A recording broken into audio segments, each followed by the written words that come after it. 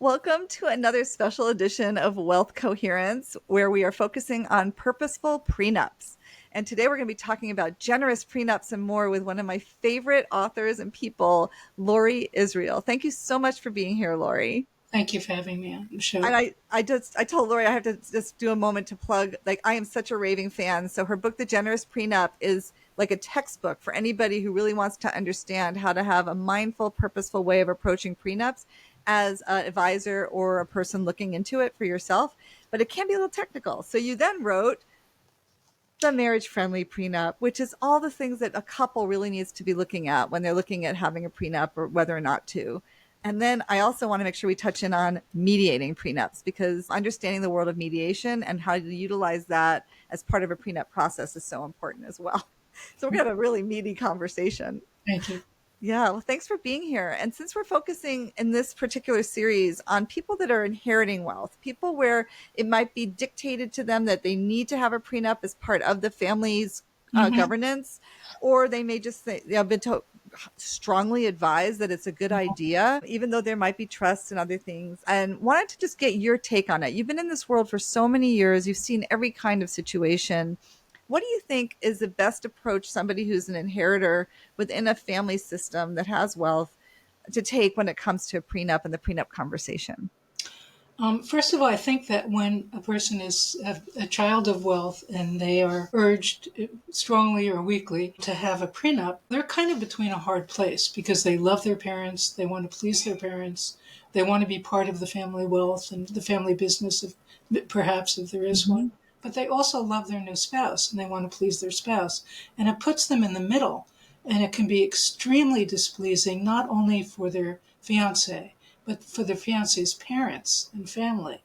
It can feel really insulting because they've gotten together as two people, they've made their trade that they want to be together, and then all of a sudden it seems like things are being taken away from one of them. So it's a really hard situation. And I've dealt with it many times, either representing people or in mediating couples. And there's one more thing that really should be thought about and that I see all the time is that the children of wealth have to navigate a lot in terms of their life path. What do you do with unearned wealth, their feelings about it, their feelings about making a purposeful life for themselves. And what, these navigating this when one of these young people or not so young people get married, they now have a partner to deal with it. And so in mediation, I often see that the two future married couple, the two people are really a teamwork about thinking of it, about looking at it, about thinking about how when the money comes in, it's going to be incorporated into their life, thinking about what the effect on their children will be of our wealth, because these trusts often go on for generations. And also issues of agency. How much control will they have? How much control will they not have of this wealth? Yeah. And what they're going to do with their own lives. So it's a really thorny process. Yeah, I like how you said incorporate, because there are these ways that you can have a really well thought out prenup, great conversations, the trust, that when you deliberately and intentionally look at how you want to incorporate some of the wealth that you have within the marriage, with that idea of the commingled properties, the shared ownership, Yes. that's all part of that conversation. What's ours, right? There's the yours, Yes. there's the mine, and there's the ours. And as a couple, understanding that you get to have some say and craft the hours section of that is really important. And I think what you said as well, in terms of how much control do you have and how much say do you have, is very important too. Yeah. Yeah. When we do mediation is a really good way to do this, because it's a really good way. First of all, when two people discuss terms just by themselves without any guidance, the discussions become really hot, and also they're kind of uninformed. Like they don't really know all the moving parts that are possible. Most children of wealth and their fiancés don't really understand what the trusts say and what the business organization is. And part of the work I do with people is we sit there and we look at documents, we actually look at trusts, see what the important provisions are that are going to affect their lives in the trust. And usually it's an educational process, not only for the spouse that's not the spouse of wealth, but the child of wealth also. Yeah, And in some cases, it's the first time that they really get a grounded awareness of it. And it's unfortunate that it's happening in the context of getting married. It's like you'd right, hope that somebody would have that beforehand, but sometimes that's the triggering event that has you learn right. about what your family's worth and what your Yeah. responsibilities and roles are as a And that's beneficiary. part of the full disclosure that's needed in Mhm. prenups. And so doing that in the context of mediation where both sides of the couple can get together and look at this and to see what it Yeah. is really very, very healthy first step Mhm. for Yeah. the child of wealth and their new future spouse. Yeah. Yeah, definitely. And I think we can think about a young couple that's really the first marriage and the first time that they're really getting awareness about what their wealth is. And that's one unbelievable circumstance that they have to navigate together. And having the Yes. mediation so helpful because it gives you a chance to look at it from all the different vantage points and what you don't know that you don't know, like you were saying. And what about people that are older? Maybe they've waited for a longer period of time before they're getting married, or maybe it's even like a second marriage, Yeah. or for one or both. And what is it you recommend there? Yeah, well, those are typical. We call them fact patterns. There's the second marriage, usually with children of the first marriages, because they Mhm. have a loyalty to their children and also to their spouse, and you have to think Mhm. about both, because sometimes spouses that get into a second marriage, sometimes there is a spouse that needs security. There's also Mhm. the timing issue. Let's say somebody is entrepreneurial and they have built up their nest egg. They've retired at maybe a young age and they marry somebody maybe their age. That person needs to work to build up security, Mhm. or there needs to be some sort of replacement. If the person that has the entrepreneurial partner who has already retired, if that person wants to not work anymore Yeah. and do things other than work for money, then the other and have the freedom to travel or whatever they want to do, Mhm. then the other spouse does need financial security in order to do that, Yeah. in order to leave their position and do that. So that's one of the fact patterns that I see a lot. Yes, I know. It's something I've been writing about as well. That how do you equalize that out? Like, if I'm losing my earning potential, if I'm losing the vested retirement, if I'm Mhm. letting go of that, it's not like if I leave it to go with you, and then if something happens to us, I can go back and work at that job Right. again, right? Yeah. So all of that needs to be taken into consideration, and Yeah. and there's different formats that people can take for that, right? In Yeah, terms and of it depends what the age is of the person Mhm. leaving the job market Yeah, is. You leave it in your 50s, and it's very hard to get back at hmm anything where you got. yeah, for sure. If you leave it when you're 35, it's different. Yep, If you're out for 5 years, yeah. and then there's age different marriages, Mhm. and then there's marriages with lots of with people getting married later, and they're having their careers later. They're having their careers first, and then they get Yeah, married, and then they have children, and sometimes they have accumulated a lot of premarital property. hmm And so, in most states, practically all states say that premarital property is separate, but there's other good reasons to have a prenup, like to plan what happens with marital or community property buildup, or to vest all or some of the premarital property over time into marital property. My theory is that separate property breeds separateness and can hurt marriages. So hmm in the prenup process, one needs to look at that and see what needs to or should remain separate and what should start being blended into the marriage. Yeah, I think that that's so key. Is like along with talking about what's separate, what is shared? What are we building together? What kind of expectations can we have as a couple together with what we're building together? And when there are children from prior relationships, understanding what those expectations are and what both members of the couple are expected to contribute or not is also really important. And also what other previous promises or expectations or Mhm. requirements from prior marriages need to Right. be Yeah, I considered as always look well. at the separation agreements Hmm if there's a recent or obligations. So with the children, there's also the issue of what to tell the Yeah. children of the first marriage. And what I usually say is say the minimum like, I'm very aware of you. I want to leave you property when I die. I want to give you property, which is another issue in prenups before I die. Usually it's good not to be specific. I've thought about you, and I'm not the kind of father or mother that gives everything to my new spouse and forgets about their children. A And little bit of reassurance can go a long way. yeah, Yeah. yeah. And Yeah. that really helps the second marriage situation so Hmm. that the children aren't angry at the new spouse. Yeah.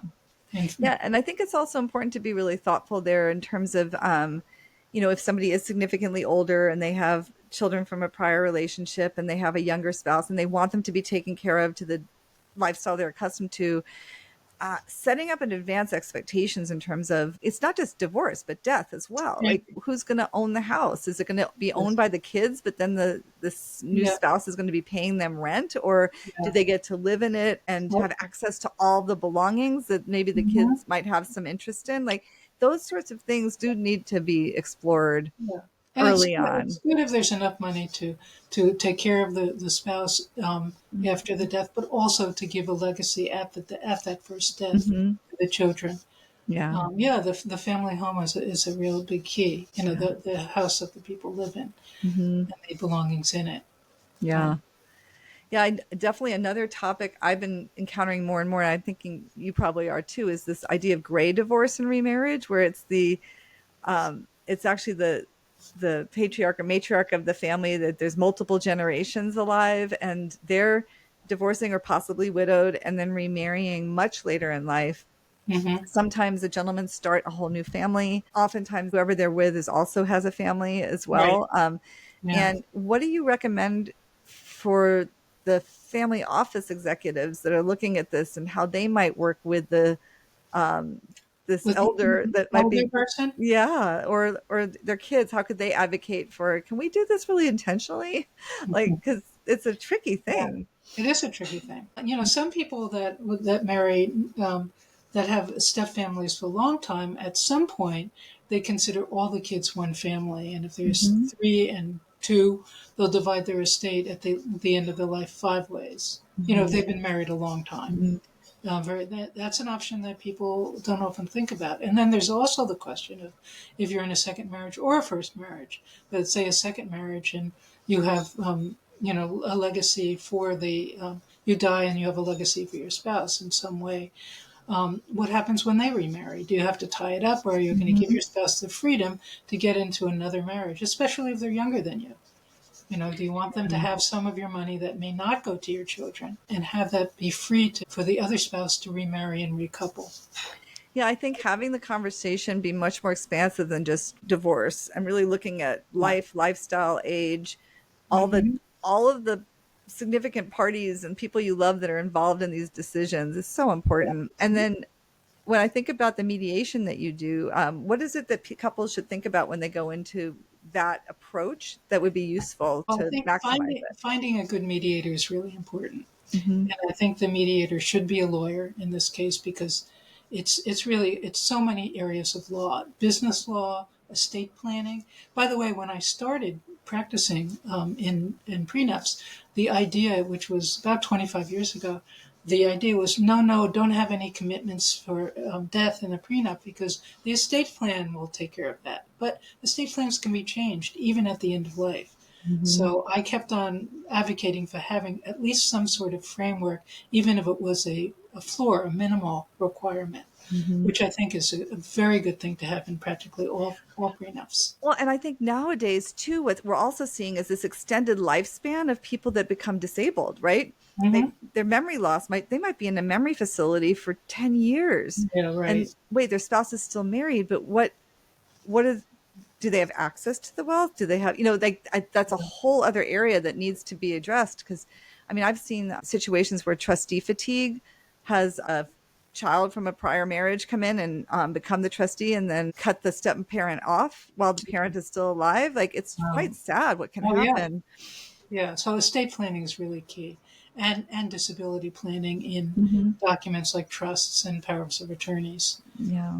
After the marriage, they really need to go to a really good estate planner to get proper guidance on the issues that you raised.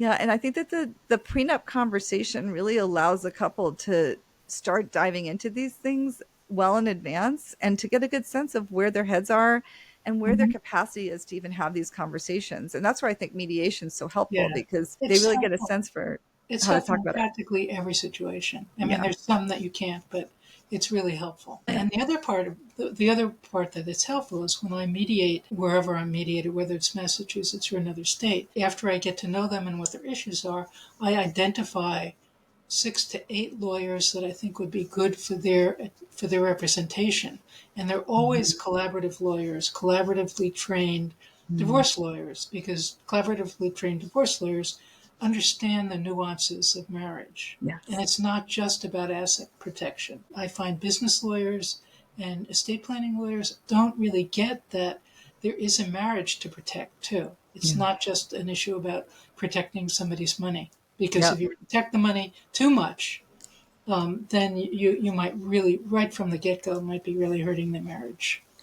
Oh, I'm so glad you said that. And I'd like to spend a minute talking about your philosophy. I mean, you've written a number of books on prenups, and yet, in terms of conversations we've had, first relationships, first marriages, you have an opinion that's pretty strong that prenups can be Hmm. quite damaging. And Yeah, I'd love to talk about that. Like, there's this big media blitz that's happened recently about Travis Hunter, Heisman Trophy winner and 50 million contract in football, and got married, and like he doesn't have a prenup, and it's this huge thing. And yeah, he and his wife, they have a media thing, like they're on YouTube and they work together. They've been high school sweethearts, but there's yeah, all this stuff that's coming at them. And I'd hmm, love to hear your take on prenups and first relation. I mean, they're quite young. I think yes, 22 and 23 when they got married. mm, So, yeah, would like to hear your thoughts about yeah. that. I'm actually an anti-prenup lawyer. I don't like the process. The process is usually really awful, and I've experienced it as an attorney representing people. When it becomes cutthroat and just try to get the best deal for your client. I mean, where is how can that foster the love that two people feel?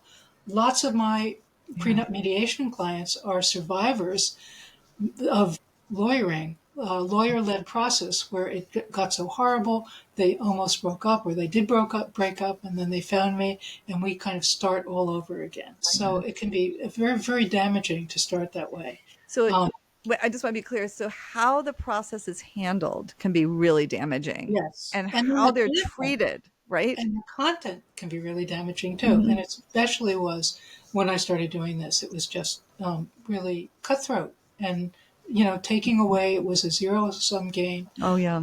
of rights being taken away. And the rights were being taken away after the people got together. And I see the getting together as an equal thing because, in a way, if somebody gets together with somebody with money, first of all, they feel so guilty about it. They don't want to advocate for themselves because they Hmm. don't want to look like a gold digger. Or if Hmm. they're a guy, they don't want to look weak. Yep. They won't advocate for themselves. So one of the things mediation can do is level the playing field and say, Mhm. well, you're saying that because you don't want to be seen as somebody that's money grubby or whatever. Yeah, it's interesting. I often will work with couples and look at all the different resources they're bringing to the relationship, and financial resources are certainly one of them, and Mhm. that's what's focused on with the prenup most of the time. But there's also other ones. Like one couple I worked with, she had quite a lot of financial resources but was often depressed, and he had huge emotional quotient, like just off the Mhm. charts intelligence. He got her smiling and laughing the way nobody could. Like his emotional bank account was Yes. totally in the black, but he tended to be in debt, and he tended to have a lot of comfort with debt. And it was a very Yes. interesting dynamic in terms of, oh, there's all kinds of different accounts that we bring. That's And, right. That's right. what's the social network and Yeah. what's our ability to have influence in different ways Yeah. versus, Or just you to know, be a delightful conversationalist and an yes, interesting person to be intelligent. Yes. partner with, or to be beautiful, Yeah. whatever. I think it's so important to look at all the different assets people bring. And Yeah. there's the social, emotional, spiritual. Yeah. Are you giving somebody's purpose and meaning beyond the money? Oh my gosh. One couple I worked with, he came from old money, right? Like 4 or 5 generations. She, middle class family. And the way she's bringing up their children, with such grounded, strong values around work ethic and self-respect and being of contribution, and there's so much value she's brought to the relationship and to those children's lives because of bringing her family's values to the equation as well. Yes, so true. Yeah. And so with this in mind, when you think about, like, okay, let's talk about Travis Hunter. He's Yes. 22 years old, huge successful career right now. Right. So And the $50 million is for how much work? How I many? think it's 4-year contract Okay. is my So understanding. what's if he's in, is he in California? No, I think he's going to be in Florida, Yeah, but but if it's marital money and it usually gets divided in half, so after a 5-year marriage, he gets left with 25 million rather than 50 million. Big deal, you know. They'll probably have kids, and that the woman, the wife, will support the kids, and the kids will have an equal lifestyle.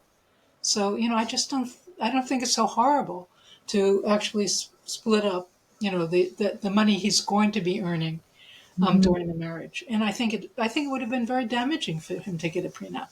Well, and think about it too. Talk about damaging. Football is a really damaging sport, and the Yes. likelihood of him having, post concussion Right. syndrome or That's right. traumatic injuries is huge, right? Yes. And she's signing on for that, right? So it's Right. not like there's a lot of unknowns in their future, and Yes. who's to say or judge what somebody should or shouldn't do? I mean, if there's a lot of love there and respect I don't and see how a prenup enjoyment. would have helped them. I think it just would have hurt them.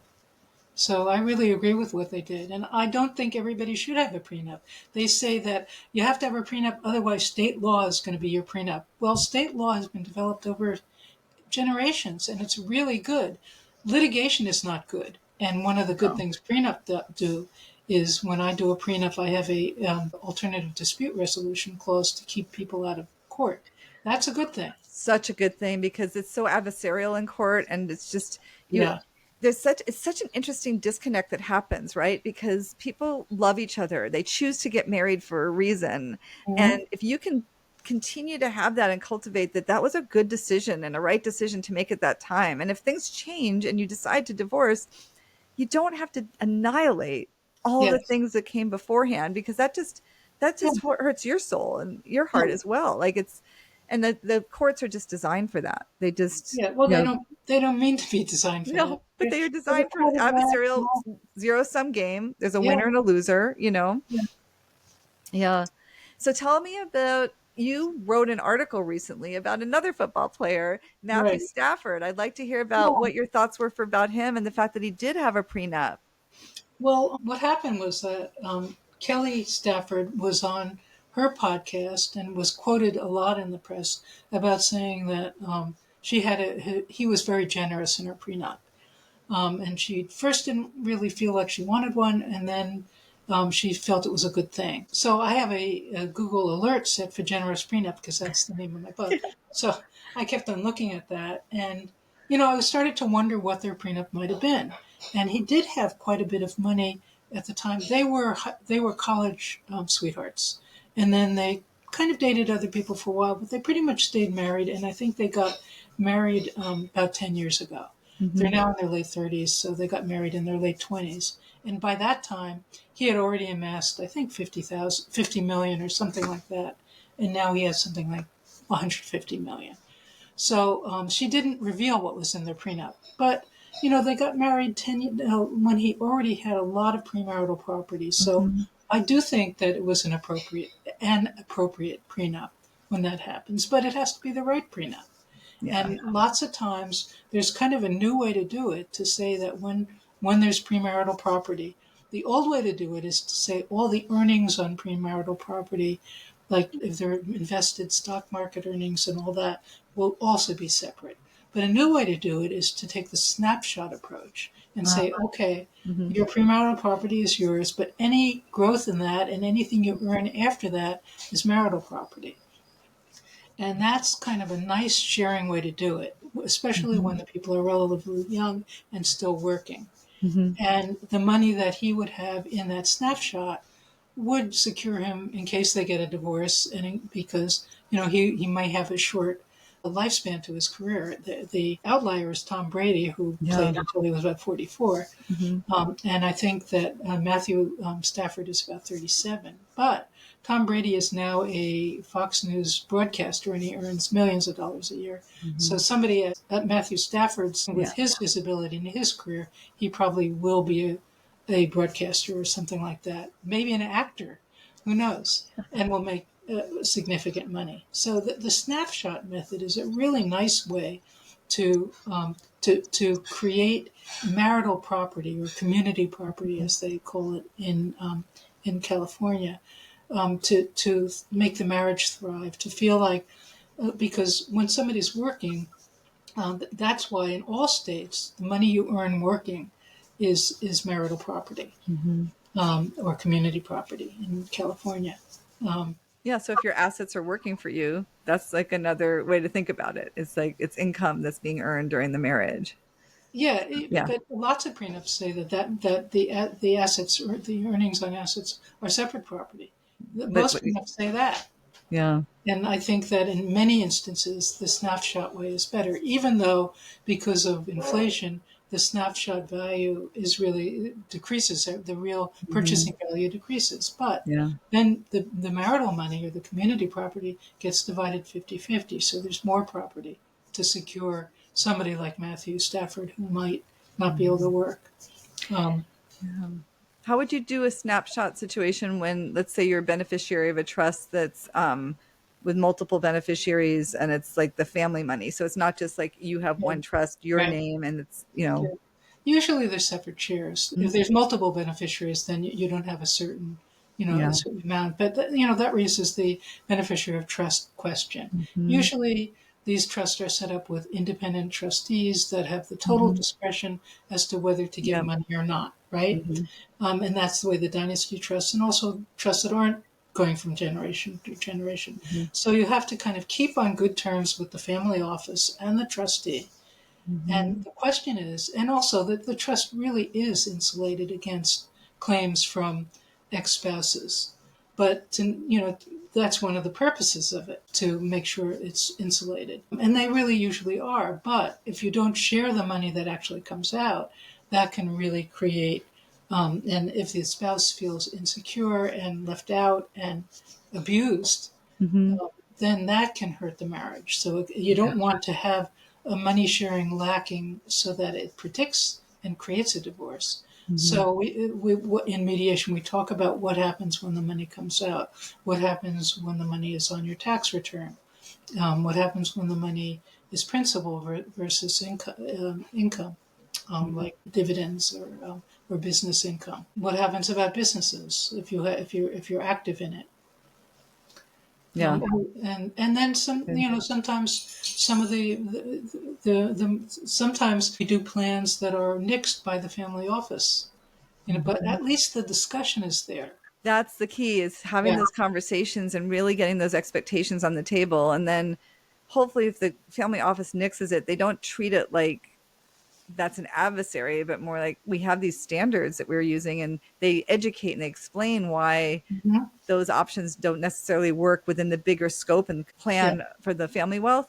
But then I would also hope that there would be some sort of negotiation, which would be, since we can't do this, this is yeah. another way we can possibly honor you and what you want to accomplish with your marriage, right? So And it's a even both if it's and. not in the prenup, it can be. Mhm. It's a training for an idea about what happens when you don't share money that's coming in. Exactly. That it's a good thing to share if you're Yeah. married. Sharing money is a really big part of most marriages. Huge. There was one question I had for you, because you shared with me offline, and it has to do with this idea of these websites that are popping up now. Like, we could do your prenup for you at this really low rate. And I wanted to hear your thoughts about that, because Yeah, you have some opinions about that I too. do. I started in this podcast. I started talking about how when two people start to talk about prenups just with each other, first of all, they lack information. Hmm. They're told that state law will dictate their prenup, so let's do our own prenup, and they throw away all the good things about state law. And also, the conversation always gets really hot because they learn, they think about prenups. The cant is that prenups will protect your money, so they start to protect their money, and then they think about all these terms that are like waiving spousal support. Hmm. I want you to waive spousal support. Okay, I'll do that. Things like that. Um, can be really dangerous. And so that's why, these online services, they try to be informative, but then they give you a checklist of yes or no, and you're not being advised by somebody who's been married for a long time. So that's why when I recommend lawyers to review and to draft, I usually look for somebody who's over 55 or at least over 50, somebody who's been in a long marriage so they know what's involved, or somebody who's been in a long marriage that was divorced. But when you don't get any of that sort of guidance when you do the online prenup, even if you have attorneys review it, you're already locked into these decisions that you made without guidance. So I think that's where I think mediation can come in really nicely, so that you can take all the different possibilities, talk them over, kind of run them through the lifespan of your protected marriage, and see how they work, and see whether they work. So Yeah. Talking to some, that's why. yeah, talking to somebody who has that experience allows for some of the nuances. I think that if you're somebody who feels like you need to have a prenup and you want to do it through online services, that it's a boilerplate. It doesn't have the nuances in terms of your particular circumstances or potential future circumstances. That it's really wise to have a conversation at least with somebody who has a lot of experience in that world. I would love to just hear some closing thoughts from you about what is it that creates a generous prenup as opposed to a dangerous prenup, because I think that's a really important distinction. Well, I think the sharing of money, making sure that each party is secure when you look forward in years, secure, and security, in a 3 year marriage is different than a security in a 20 or 25-year marriage, because the lack of security is going to make somebody feel bad, or if somebody has a lot of separate money, sometimes people almost have an affair with their money, and they just, you know, spend a lot of time investing it, doing things with it, and leaving the other party out. Yeah. So having as much connection as you can with money coming in I think is really important. And that's what a generous prenup is. Love that. It's being generous. I mean, I think, I look in my first book, I looked up, whether generosity was important in marriage. And I put some of it in the book, some of these, I think, ridiculous scientific university studies of it. But everybody who's married who knows when you're generous and nice to your spouse, caring, then if you're caring to each other, then that makes your marriage good or better. Yeah. And there's like gratitude versus resentment. There's things that really foster great relationships and there's things that really erode them. Yeah. And how you approach your prenup has a huge impact on the whole Yes, marriage as a result. yes, Yeah. it does. Yeah. And prenups are needed sometimes, Yes. but I don't think Travis Hunter and his spouse need one. Maybe in their second marriage, if they get married again. And they can always do a post-nup in the future if they need They to. could. That's a whole Yes, other they would. conversation. But Yeah, this is their they could. young love. Let's let them have a great marriage for Yeah, now. yeah. There's enough money there to not be concerned. Yeah. So yeah. Yeah, Wonderful. Well, thank you so much for your yeah. time and Yeah. your wisdom. And Thank you for your insights. I really enjoyed listening to you talk about this topic that I'm so interested in. yeah, thank you. I know I've just immersed myself in it for sure. And I'm just thrilled that you are so prolific with your writing and wanting to support people in understanding the benefits and also the pitfalls of prenups Mhm. too. I think that that's really important. So thank you. Thank you.